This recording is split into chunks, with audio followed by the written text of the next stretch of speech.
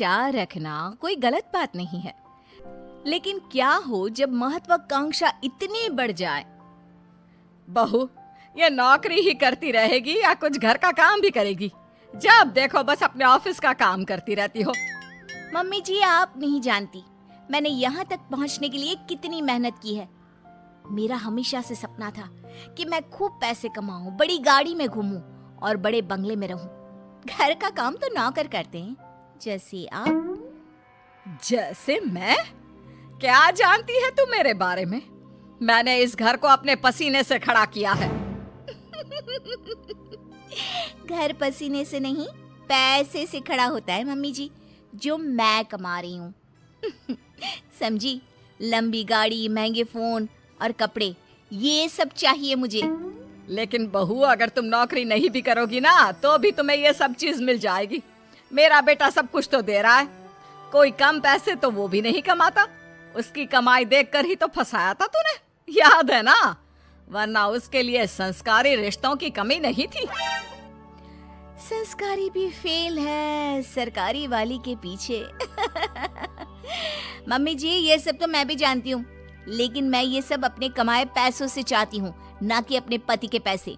और मैं भी ऑफिस जाना चाहती हूँ, काम करना चाहती हूँ। मैं भी चाहती हूँ कि लोग मेरे आगे पीछे मैम मैम करके घूमे और मैं उनको बॉस बनकर ऑर्डर दूं। You know, work like a man. Like a man? अरे लाइक अ मैन बनने के चक्कर में बहू वुमन भी ना रह जाओ। अरे क्यों बहू, मैं जानती हूँ तू बहुत महत्वाकांक्षी है, लेकिन तू अपने सपनों के लिए अपने परिवार को भूल जाएगी क्या? और अगर आगे बढ़ने की इतनी ही चाह थी तो शादी क्यों की? बस कीजिए मम्मी जी, बहुत थक गई हूँ मैं, मुझे आराम करना है। और मेरा खाना प्लीज मुझे मेरे कमरे में ही दे देना, मैं वहीं खाऊंगी। ये कहकर बहू चली जाती है अपने कमरे में। अगले दिन, मम्मी, टीचर ने आपको स्कूल में बुलाया है। मुझे? लेकिन क्यों, क्या हो गया? वक्त नहीं है मेरे पास। वैसे हुआ क्या है? फीस तो मैं समय से दे रही हूँ, और क्या चाहिए इन स्कूल वालों को?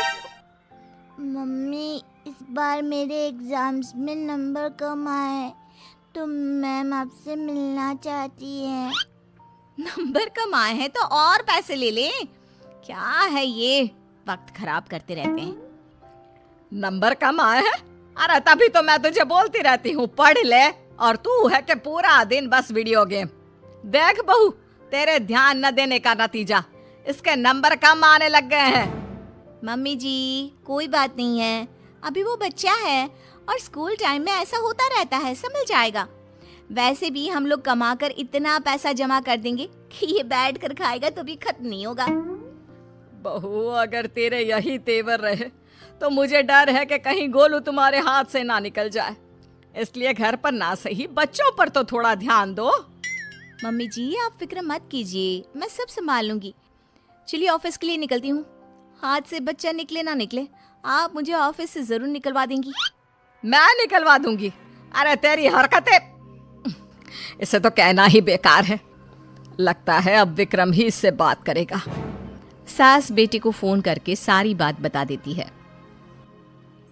हाँ माँ, तू सही बोल रही है। आखिर हम काम तो मुन्ने के लिए ही कर रहे हैं। अगर वही ठीक नहीं निकला तो मैं बात करता हूँ उससे। शाम को बहू जब काम से घर लौटती है, मम्मी जी, अगर आपको यहाँ किसी चीज की परेशानी थी तो आप मुझसे बोलती, इनको फोन करके बताने की क्या जरूरत थी? क्योंकि तू मेरी बात सुनने को तैयार ही कहाँ होती है। तुझे तो केवल अपने काम की पड़ी होती है। मैंने अपनी परेशानी अपने बेटे को बता दी, अब वही सब यहाँ आकर संभाल सकता है। कुछ दिनों बाद बेटा विदेश से घर आता है। ये सब क्या हो रहा है? मैं नौकरी करने विदेश क्या चला गया? तुमने तो घर के कामों से छुट्टी ही ले ली। अगर मुझे पता होता तुम ऐसा कुछ करोगी तो मैं कभी विदेश ही नहीं जाता। लेकिन मुझे समझ में नहीं आ रहा तुम ऐसा क्यों कर रही हो। तुम घर पर ध्यान क्यों नहीं दे रही? घर के कामों पर क्या ध्यान देना, उनके लिए मम्मी जी है ना। मैं भी तुम्हारी तरह पैसे कमा रही हूँ और अपने सपने पूरे कर रही हूँ।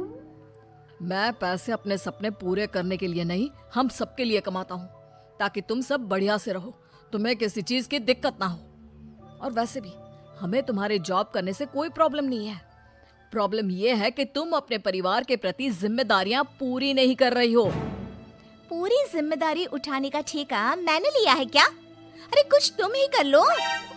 ऐसा है तो ठीक है माँ, मैं घर के कामों के लिए नौकर रख रहा हूँ और गोलू की पढ़ाई वगैरह मैं सब खुद देख लूंगा।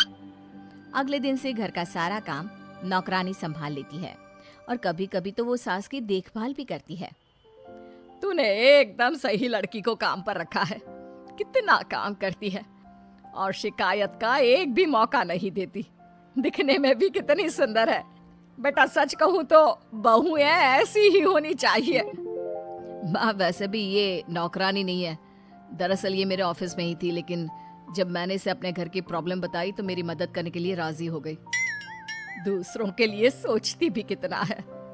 हाँ माँ, मुझे नहीं पता था कि ये गीता इतना अच्छा घर का काम भी कर लेती है। वैसे माँ ये ऑफिस में भी सब कुछ संभाल लेती है, वो भी अच्छे से। बहुत महत्वाकांक्षी नहीं है, लेकिन सबको लेकर आगे कैसे बढ़ना है ये इसे अच्छी तरह पता है। मुझे इसकी सबसे अच्छी बात क्या लगती है पता है? क्या बेटा?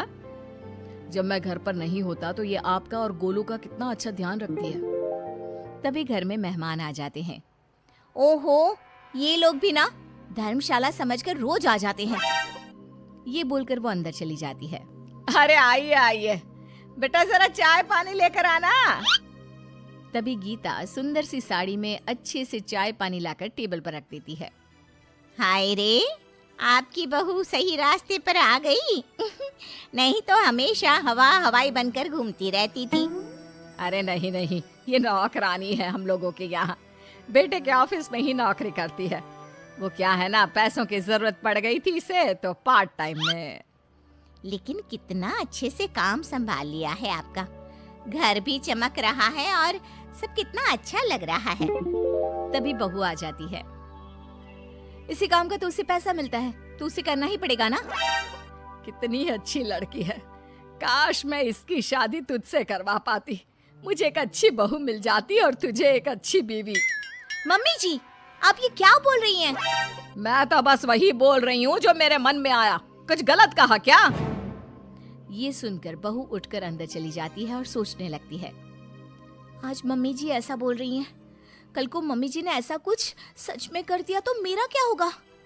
वैसे भी मम्मी जी मेरे से परेशान रहती हैं और मम्मी जी ने इनको दूसरी शादी के लिए मना लिया तो नहीं, मैं ऐसा कुछ नहीं होने दूंगी। मैं इनको एक अच्छी बहू, बीवी और माँ बनकर दिखाऊंगी। उस दिन के बाद से बहू अपने परिवार का ख्याल रखना और एक अच्छी बहू, बीवी और माँ बनना शुरू कर देती है।